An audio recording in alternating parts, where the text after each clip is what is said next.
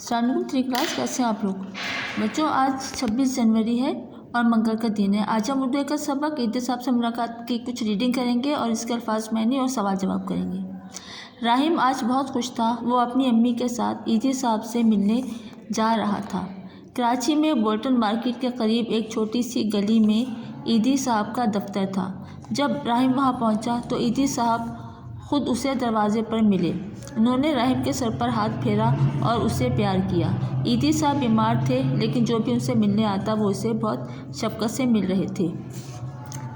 ईदी साहब ईदी फाउंडेशन के बानी हैं। इनका इदारा लोगों की खिदमत के लिए बहुत से काम करता है। अगर कोई बीमार हो तो ये इदारा उनको मुफ्त एम्बुलेंस फराहम करता है। मुख्तलिफ़ शहरों में कायम ईदी सेंटर्स रोज़ाना गरीबों को मुफ्त खाना खिलाते हैं और उन बच्चों का ख्याल रखते हैं जिनके माँ बाप नहीं होते।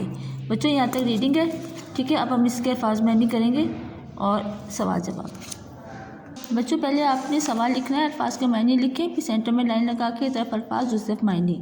शफ़क़त, मोहब्बत, करीब, नज़दीक, मुफ्त, बग़ैर पैसों के, सहूलत, आसानी, बानी, बनाने वाले। फिर है सवालों के जवाब। सवाल नंबर 2, राहिम किससे मिलने जा रहा था? राहिम ईदी साहब से मिलने जा रहा था। ईदी साहब किस इदारे के बानी है? ईदी साहब ईदी फाउंडेशन के बानी हैं। सवाल नंबर 3 है, ईदी फाउंडेशन बीमारों के लिए क्या काम करती है? इसका जवाब है ईदी फाउंडेशन बीमारों के लिए मुफ्त एम्बुलेंस फराहम करती है। बच्चों, काम आपने कॉपी पर करना है, उसको अच्छी तरह से याद भी करना है।